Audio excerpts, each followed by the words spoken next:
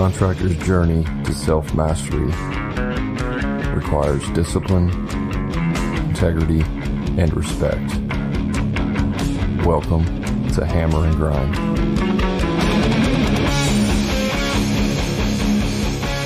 What's up, everybody? I'm your host, Brad Hebner, and I'm here with my co-host, Eric Triplett, and welcome to Hammer and Grind, the podcast built for contractors. Real contractors, true stories, real solutions. Hey, when the podcast is over, do us a favor and leave us a review. Let us know how we're doing. We want to hear from you. Tell us if we're doing good or bad. Also, if you are new here, we do have a community that you can connect with other like-minded contractors. It's a free Facebook group called the Contractor Profit Group. And you can get some free information, some tips and tricks, and then, like I said, talk with other contractors. If you're looking to step up your game and get some more one-on-one and personal type coaching, practice with other elite contractors, you can check out our group called the Profit Club. You can find out more about that at hammerandgrind.com/the Profit Club. Today's podcast, we're going to be talking about a super important topic, and that is job costing. Silence, dead. You could hear a pin needle drop. Job costing. Because it's a blessing and a curse. It's like, it's a blessing because it tells you everything you need to know, and it's a curse because it's a pain in the ass to do it. And that's why most contractors just fly by the seat of their pants. Eric, I've been in business 11 years. I'm in my 11th year, and 2 years ago, I didn't even know what job costing was. Well, you're not alone. A lot of contractors have no idea. I'd be a liar if I told you I've been doing job costing for 20 years. You know, it's one of those things where you do it and then you're like, okay, I feel like I'm making money, and then you scale your business and it changes, and then you think you can just fly by what it used to be, but things have changed. And so, you know, prices change. And so you kind of get glazed over. But a lot of contractors have no idea. There's probably contractors that have gone through their entire career and lived and died by their own sword and never even learned what job costing was. And that's a shame. Yeah, there's different words for it. I know there's another guy out there on the internet talking, and first time I heard him talk about it, I was like, what'd he say? So there's probably some different terminology behind it, but we're going to break it down here today, what job costing is. We're going to talk about what is it, first of all, why it's important, and then we're going to talk about how to do it. So let's get into what is it. I mean, what is job costing, Eric? This was a real eye opener for me, and I hope this like kicks this whole thing off. It basically is like how much it costs you to put whatever product you are selling or delivering or producing in someone's yard. And in the easiest, most simplest sense is you redo a kitchen.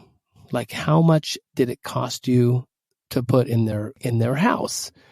And what happens is it's like, oh, well, I got workman's comp and my labor, and I had, 5 guys for 3 days and then 10 guys for 17 days. And I had the Home Depot bill, and I had this bill and that bill. And and then my office helped out, and, then I ran into trouble, and then I had to hire a plumber to bail me out. And the reality is, how much did it cost you to put that kitchen in that person's house? That's how much it costs. That's job costing in the most simplistic thing. It gets complicated when you have all these moving parts, and the word problem and the mathematical problem becomes so complicated, you lose sight of just how much did it cost you to build that kitchen in that person's house? Yeah, but there's probably some contractors here saying, well, I don't know what you mean. Like, when I did the estimate, like, I know what I estimated. I estimated 60 hours and $3,000 in materials. So it cost X amount. Like, that's how much it cost me. But did you track it? Did you confirm that that's the case? Did you see? Here's the problem. Contractors are moving so fast, and they have so much coming at them, and there's so much, hey, my girlfriend's sick, I can't come to work today, so the employee this, and they're always scrambling. And when the job is over, they're already like, I got to get to the next job. My gut says we did okay. Let's just move on to the next job, and let's not track it. And that's where the big failure comes in, because you don't really know what you did. And it's like, it's the baseline for everything that a contractor's doing from the future, from then on out. It's a baseline. You need to know the numbers. Yeah. So when we talk about job costing, we're basically talking about at the end of the project, looking at all of your expenses and your costs and what it took to build the job, and essentially subtracting that from the profit. And what's left over is, kind of what you get. So we're talking about on the back end, after the job's finished, after all the expenses are paid, the bills are paid, your vendors are paid, subcontractors are paid, you got the final check, everything's done, there's no other expenses or nothing else going on. You go back over the project and you look at everything, right? So that's basically what job costing is. I mean, it's looking at all of the details of everything you said, like the Home Depot and the, all of that. Like that's what it is. And going back and looking it all over and really tearing it apart. It's not even just looking at it. It's if you bid 60 hours and you end up doing 80 hours, well, why? You know what I mean? Why did it take you 80 hours? Was it because you underbid it? Was it because your guys screwed around for 2 days? Was it because unforeseen things, it rained and you got muddy and so it slowed everything down? Like what caused that to happen? And that's part of the how you do it aspect. And we're not going to get too deep into it right this second, but at the basic level, job costing is looking at the job after you're done with it and figuring out what it costs you to build it. I mean, that's the thing. I mean, a lot of contractors just work off their gut. That's the reality, because that's what I did. I guarantee that's what you used to do, Brad. You work off your gut. Like you bid it, like, oh, I'm going to do really well right here. And like you either kick ass and you don't check the numbers because you're like, I killed it. I freaking crushed this job. I got it done way faster than I thought. I bid it high. I feel amazing. I crushed it. And then there's the flip side of that. It's like, oh my God, I'm getting my ass kicked. I got to get out of this job.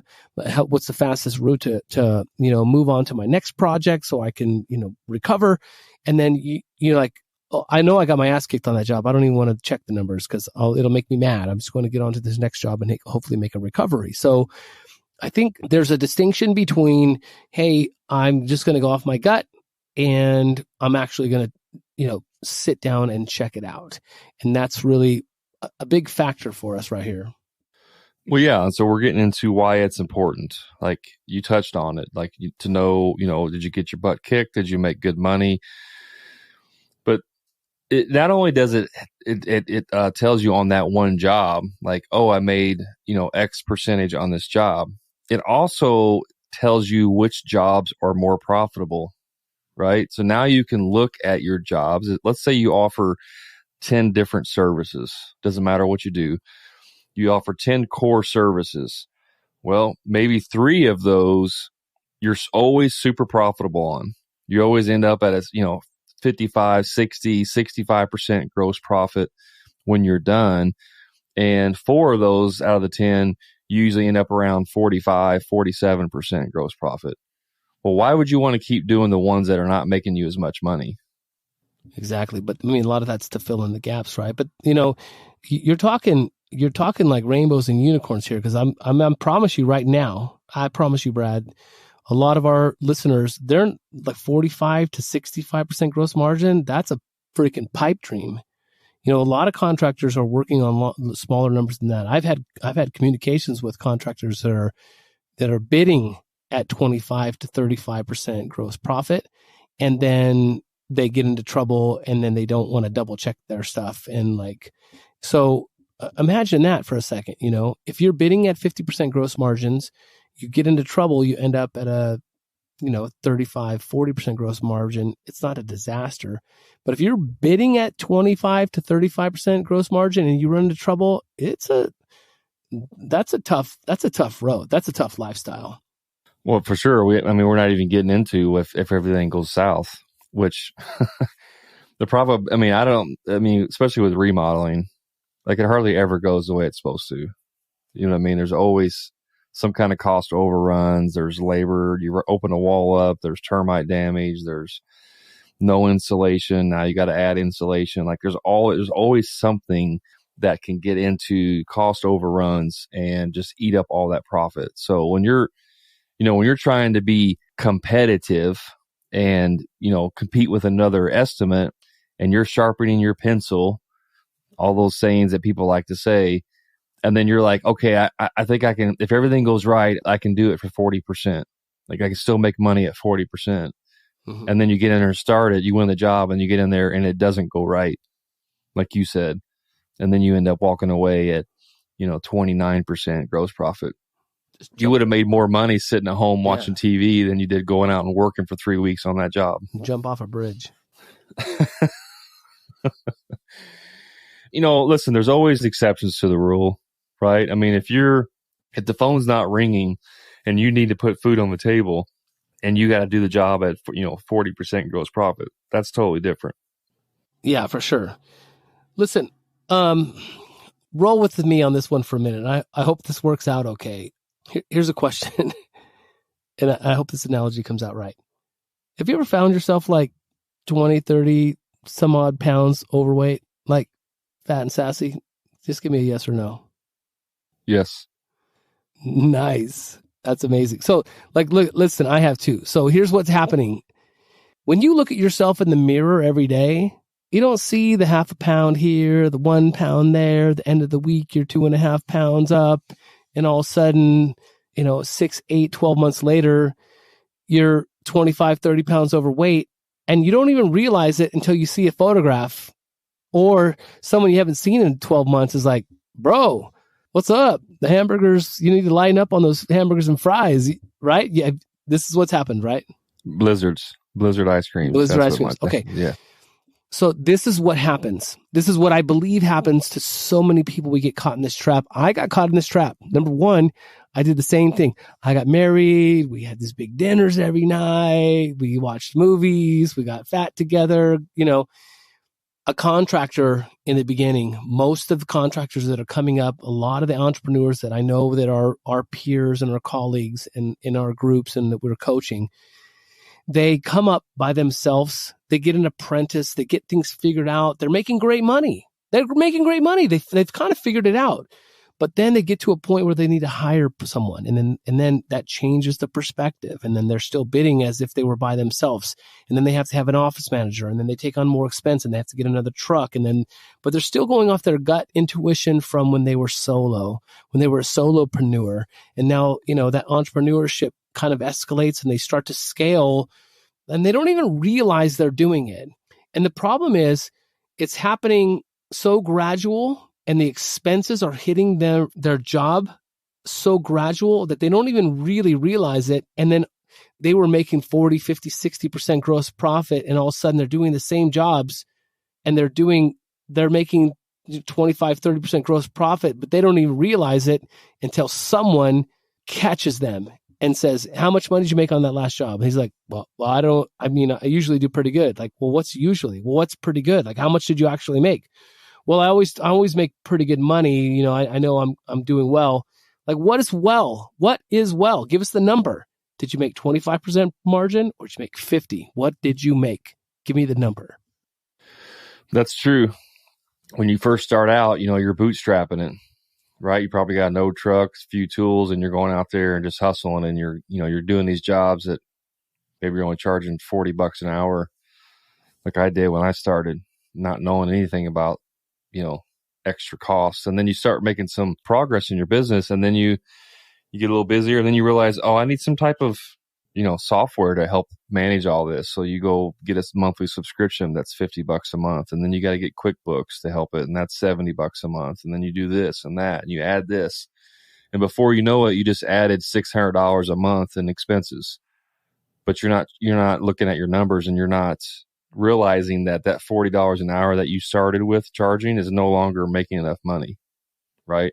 But if you don't go look at your jobs, and you don't go and you look at all your numbers and figure all this stuff out, you can think that you're doing well. And then you look at your numbers and realize you're actually losing money. And that's a pretty crappy place to be in. Well, I mean, to piggyback what I was saying is like a lot of these people, we've talked about it in other podcasts, is like going from a craftsman to an entrepreneur or a businessman. You're making $25 an hour working for another company. And then you're like, I could do better. I could do this on my own. This is, how I want to do it. And then suddenly you're bidding these projects and you're bidding them out at like $60 an hour. And you're like, dude, I'm crushing it. I used to make 25 an hour. Now I'm making 65 an hour. So in the beginning, that really translates well. That does make sense in the beginning. But as that craftsman that turns businessman or woman, and suddenly they need to like add staff or add software, like you said, or add apprentices and buy other trucks and all those things, that starts to add up. But it doesn't always translate well in their estimating process. And that's where some of the difficulty comes in. And that's why I was saying, it's like, hey, you got the perfect body weight. You feel like a rock star. And then suddenly 12 months later, you're 30 pounds overweight. You didn't even realize it happened because, so many things are happening. It's so dynamic when you're running a business and, managing all this stuff. That's what I'm trying to say with that analogy. So why is this important? I mean, we're kind of on the edge of it, and I don't think we've actually labeled it as to why it's important. It's the only way you can know where to go in the future is by knowing where you went in the past, right? If I dropped you, Eric, out in the middle of the desert and said, all right, make it back to where you're, make it home, find your way back. Well, how the hell are you going to know where to go if you don't even know where you're at? You know what I mean? Like, you're just lost. Sure, you could do some crazy sunshade, put a stick up in the air at noon and time it and figure out which way is north, south, east, and west. But you won't know if you got to go 5 miles or 500 miles. And if you do you need to take more water, less water, more food? Like, how are you going to know what to do? Yeah, I was immediately like, dude, I would watch the sunset. I'd see the stars up. I'd look for the North Star and I'd be rolling. I'd be tight. But I mean, that's really what it's all about. Like, so many contractors, and it's part of the way, the way I do my estimates and the way I communicate with my clients. I can give a free estimate because a lot of the stuff, because we are niche, and I think a lot of the contractors that we deal with are in their own areas. But, there's a lot of different ways to build ponds, but we've been doing it long enough to where I can say, hey, this pond is very similar to the Johnson project. This feature that they want to add on is very similar to what we did at the Robinson project. And the two of them combined, and then I can like reflect back. And if I did my due diligence and I estimated correctly on the Johnson and the Robinson project, and then after completion, I job costed and tracked what I did at those projects, and I know where I landed.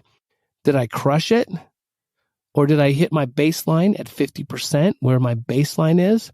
Or did I run into trouble, and why did I hit, 33%? And that gives me my baseline on my future projects when I'm communicating with his clients. And so that's really the reason why it's so important. I mean, that's one of the reasons why it's important, because if you know your baseline on the projects you've completed in the past, then you can use that as a tool for estimating your projects in the future. Yeah. And so going back to what I said earlier, you do a job, you bid it for 60 hours, and then you end up at 80 hours, right? You go back to your team. We have team meetings after the jobs are over. We have weekly meetings, and I say, okay, remember the Johnson project? Yep. Okay. So we had 60 hours scheduled. We actually ended up at 80. What happened? And they said, well, whenever we got there, the materials weren't on site yet. And so we actually had to sit around and wait for 2 hours for them to get there. Okay. So now I can make a note. Well, maybe the next time I need to have the materials delivered the day before, right? Or kind of work through that. Okay. Well, that's 2 hours. Where's the other 18 hours that were over? Well, you had 10 hours figured for this, and it actually took 15. And I think 10 is probably a little low. Okay. So I underestimated it. So maybe next time we do this thing, I need to add an extra 5 hours because in my mind, I think it should take longer than what it actually does, or take less time than what it actually does. And you just go through this with your team, and then you can actually break out what's going on, because you need to know if it was that you underestimated it, or there are other circumstances that caused that. Was your team dragging their feet? Did you not have enough people on there? Like, what caused it, right? Because the next time you do that project, you can figure that out. I'll tell you a story of what I'm talking about. I did a bathroom remodel. This was several years ago, 5 or 6 years ago. And at the time I had priced it higher than what I normally would have. I was taking that leap of faith of, I'm going to add an extra few $1,000s onto this project. And when the job was all said and done, I didn't make any more money. And I'm like, what in the heck is going on? Yeah. And before I even knew what job costing was, I still knew like to track receipts and expenses, because it's easy to track material costs, because if you bid it for $10,000 in materials and there's $12,000 in materials, you can go back and look at it. Well, I wasn't over on material costs, but I always have my guys turn in receipts from whenever they go to the store. And I put them in a job folder. And I'm going through there and looking, and I counted, and there were 25 receipts from Lowe's. That's 25 trips to the store. And this job was outside of the city limits. So it was like at least 20 minutes in. So it was basically a 1 hour round trip. So we had 25 hours just in trips to the store. That's awesome. I mean, can you imagine that? Like, not even if you didn't know. I mean, obviously there were some inefficiencies there that we had to work on. Clearly. But having that realization of, holy crap, we just wasted like 25 hours on trips to the store. And it would be like, I look at the receipt and it was one plumbing fitting or one fitting, and I could put two and two together and be like, they went out there, ran into a problem, went in town, got the part they needed to fix it, went back, and then ran into another problem and had to go back to the store again and get another part. You know what I mean? Like, just some inefficiencies there. So if you don't job cost that, you're not going to catch up on stuff like that.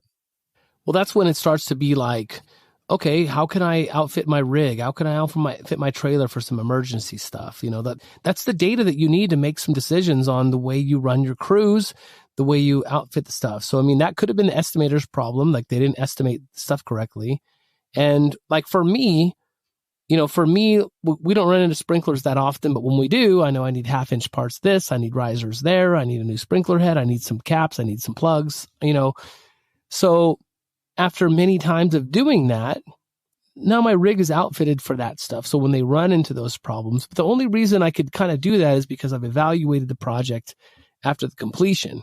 And so that's through job costing. You see little pictures like that. But I can't emphasize enough about how stressful it can be to run a business and to be like, oh, well, I got the cell phone and I got the trip to Home Depot and then the Home Depot receipts and then this and then that. It's like, oh, well, I did this on my labor and my payroll. And then I had the fuel. Yeah, I had to put gas in the truck, and then I had to buy a new tool because of this. And when you have all that on the wall, it's hard to really, you just see all the expenses and the numbers start to blur. And for me, my eyes start to turn white and I just go, oh my God, I was just spending so much money. But it's like, how much money did it cost? So now when I build a pond for someone, I can sit back and go, it cost me $12,000 to deliver that pond into the person's backyard. It cost $12,000.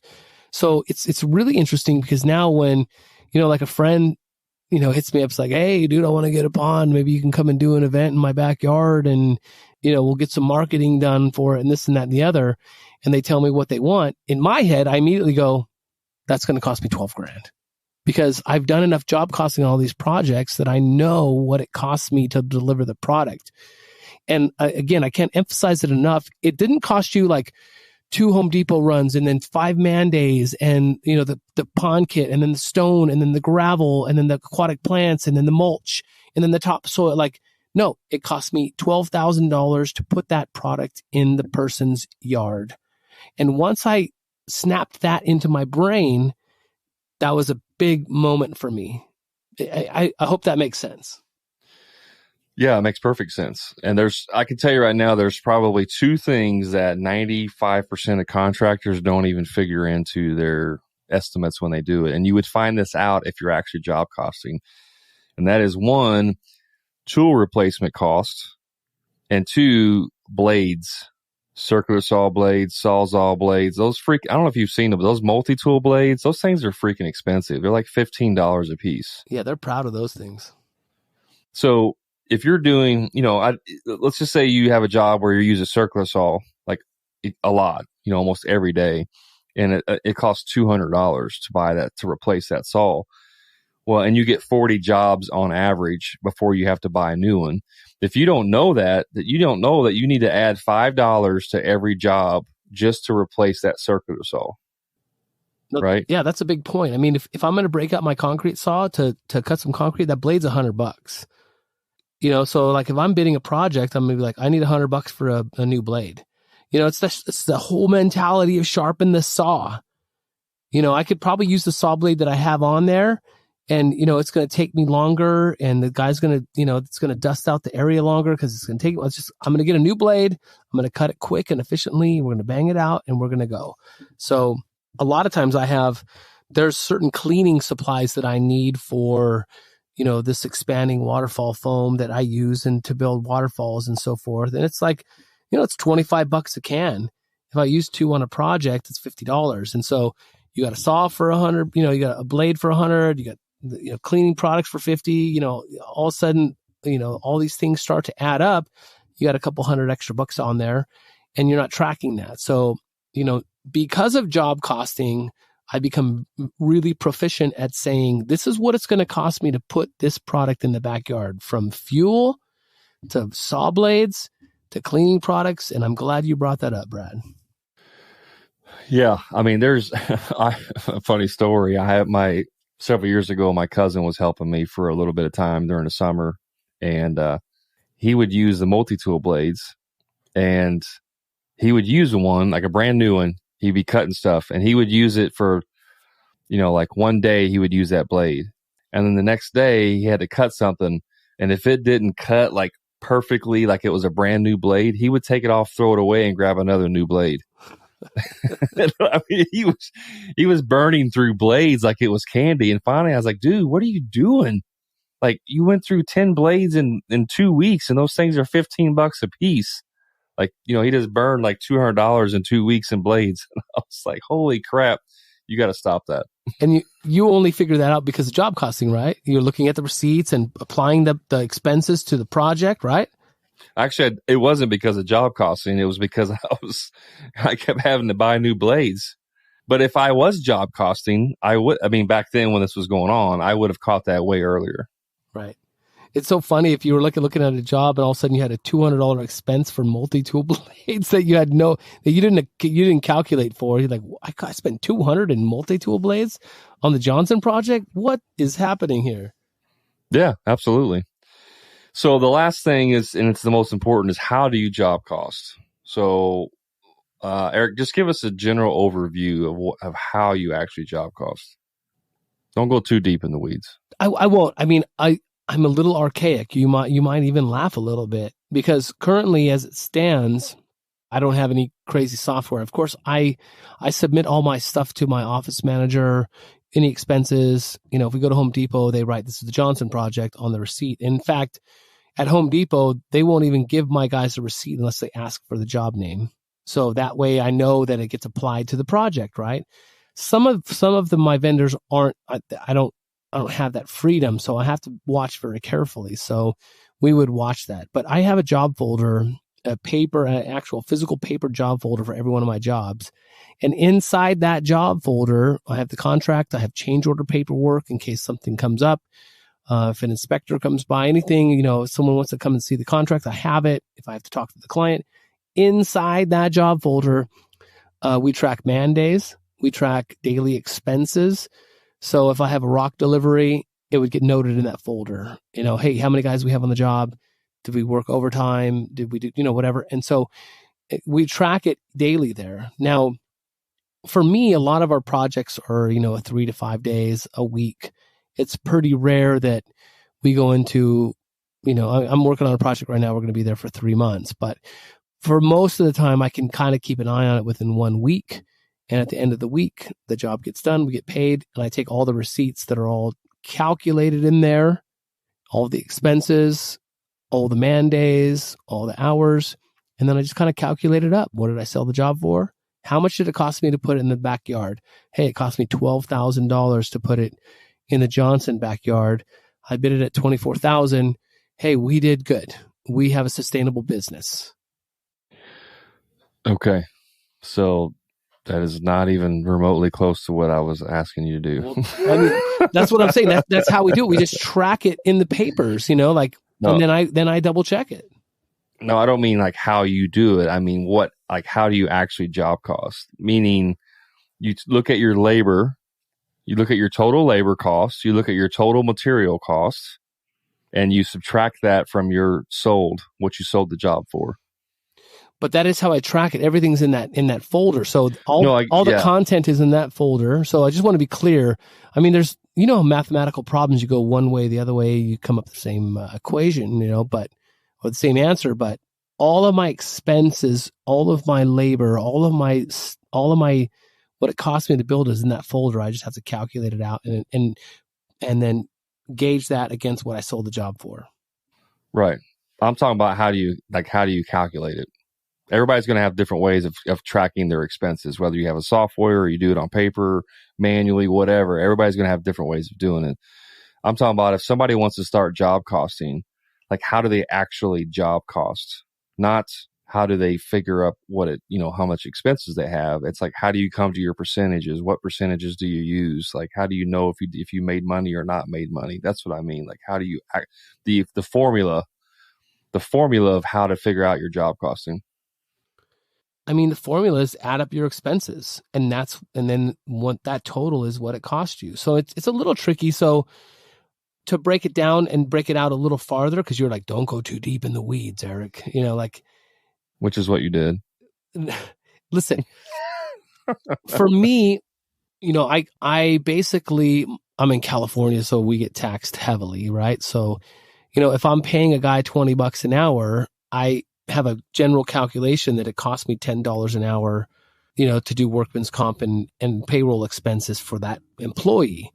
So I know what my average wages are for all my employees, right? So I can track my man hours and then gauge that against my average of how much I pay my employees, add 50% of that for labor and burden. And then I can have hey, it cost me, $7,000 in labor on this project. And then, so that's kind of the basics of it. It cost me $7,000 for my team to be there in that location. And then that's when I go, how much was the pond kit? How much was the rock? How much was the mulch? How much was the aquatic plants? Blah, blah, blah, blah, blah. Then I total all that stuff up. So it's just tracking those things. And so for each area that you might be in, you're going to have a different labor and burden, but it's definitely something that you should know. You should have a grasp on that. So when we're looking at how much money you should make, we look at the gross profit percentage, or margin. And so essentially the easiest way to figure that up is you take your labor. Let's say it's $1,000. Your material is $1,000. That's $2,000. You take it times 2. You should sell that job for $4,000. And if you hit those numbers, 1,000 and 1,000, that means you're going to make a $2,000 profit or a 50% gross profit. Now, that is not including what it costs you to put your lights on and to put, buy paper for your printer and insurance for your business. Those things are not factored into that percentage. This is gross profit. After you take that 50% and then you subtract out all of your operating expenses of running your business, and you end up with a net profit. And that's how much money you actually made after all of that. But that's totally different for every business, because some businesses run very lean.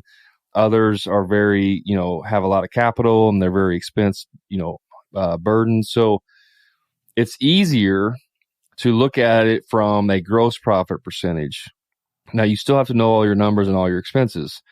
But when you're looking at the job, we're talking about what did it physically cost to build that job, right? So in other words, take out all of your electricity and all of the things you had to have to keep your lights on and your doors open for your business. Take that away. And all we're looking at is that specific job. How many men did it take to build that job? If you have supervision, if you have project managers, you may have to figure out how many hours they spend. If they're doing multiple projects and you're not tracking, you may need to start tracking how many hours they spend on each project, because they may spend 2 hours out in the field, but they may spend another 4 hours in the office doing paperwork, right? And if you're not counting that 4 hours in the office doing paperwork for that project, it's not getting factored into your expenses. And so there's lots of different things you have to track, but you're basically taking your labor the materials, subtracting it from what you sold the job for, and that's your gross profit percentage. And we try to shoot for a 50% gross profit percentage. Sometimes we can get 60. When I do service work, I can get as much as 80% gross profit on some of those jobs. Now they're lower dollar amounts, but percentage wise, it's so much higher. That's what I mean by the formula. Well, that's a little deeper than I thought. I mean, that's in the weeds to me, Brad, just so you know. But well, you're in a different kind of weeds. Yeah. Well, I am in California. I'm in California, bro. Well, you guys do things a lot different out there, so that makes sense. No, listen. You're basically like, what gross profit should we be shooting for and all this stuff. And the overhead is important, because I think it's important for everyone to realize when we're talking about job costing, that doesn't really have anything to do with overhead. Overhead's like a different bucket, if you will. It's over here on the right. We're gonna go. Sure. We're gonna go out and build this project, and we're gonna charge a certain amount of money, and we're gonna make a gross profit, and then we're gonna take the profits from that job and throw it in the overhead bucket, and fill the bucket up with gross profit until we break even. And then when we go past that, then we have the net profit, right? So that's kind of how that works out. So I guess it is kind of important to talk about that. But basically, job costing is not like, well, I have an office girl. What is that? It's like, no, it has nothing to do with office. You're going to make profit on this job. If you make $1,000 profit on this job, you're going to use that $1,000 to pay for your lights and your printer paper and your office manager, and that money goes to pay that. Now, if you don't have enough money, you better do another job. You need to go do multiple jobs this month to make enough money to pay for the overhead. But the job costing is how much you make per job. Yeah, and listen, we're not even going to get into it because it gets super deep. But I mean, if you did one job a week, let's just say you did one job on one day, you only worked one day, and you made 50% gross profit, but you have your bills for the other 5 days, you're actually losing money in your business, right? So it has nothing to do with like how much money your business is making. It's how much you're making on that job and whether or not you're hitting your, what you need to hit. If you figure all this stuff out, you can start plugging in numbers in different locations and figuring out what you need to do. And we're not going to get into that on this podcast, but for job costing, total labor, total expenses, minus what you sold it for, that gives you your gross profit percentage, your margin, and there you go. That's it? That's it. That's a wrap? It's simple. I don't know. I feel like, I don't know if we got the point across, man. People just don't realize how important this is. It's super important. Listen, if I could go back 8 years ago, 10 years ago, the one thing I would have done was job costing. It's the single most important thing that I started doing in my business, and I wish I would have done it 10 years ago. Now we're starting to talk right in there, Brad. Now you're getting. Okay, now it's getting sexy. This is like this is probably one of the most important things you can do. And the reason that you might be caught in this position with your pants down and you're not doing it, and you feel like inadequate right now, it's because you slowly put on 35 pounds and you didn't realize it because you put on all this expense. Now wake the hell up, smack yourself in the face a couple times, pour a bucket of ice cold water over your head and wake up. Start job costing. It's like the baseline for your future and how you can estimate projects and be profitable and sustain your business. It's really easy to get trapped in this cycle. And so you're not alone. The best of the best get caught in this. And then you know what they do? They figure it out and they start tracking their numbers. They start figuring out the job costing. And they realize if they underbid, they need to raise their next price on the next job so they can make enough money to support and be sustainable. So it is paramount, important that you job cost every single project. Yeah, listen, we want you guys to be successful. So what we've done is put together a very simple job costing worksheet. I mean, you can make it super complicated if you want, but this is going to be a very simple one. It's on our website. You can go to hammerandgrind.com/job costing, JOBCOSTING, hammerandgrind/job costing, and download that for you guys. And here's what's awesome, Eric, about job costing. You can go back 2 years ago and job cost your jobs as long as you have that information. You know what I mean? If you're tracking time for your guys and you're tracking expenses, you can go do all that. And so Go back. Here's my challenge to everyone listening. If you're not job costing now and you want to start, don't wait until you do the next 10 jobs. Go back and job cost the last 10 jobs that you did and look at them. And as you do more and more of these, you can start tracking stuff. You can start realizing, oh, I made 25 trips to the store. I need to talk to the guys about being more efficient. Oh, I realize that we burn through our saws after every 40 jobs. I need to start charging $5 every job to cover saws. You start figuring this stuff out when you start job costing. For sure. Here's the thing.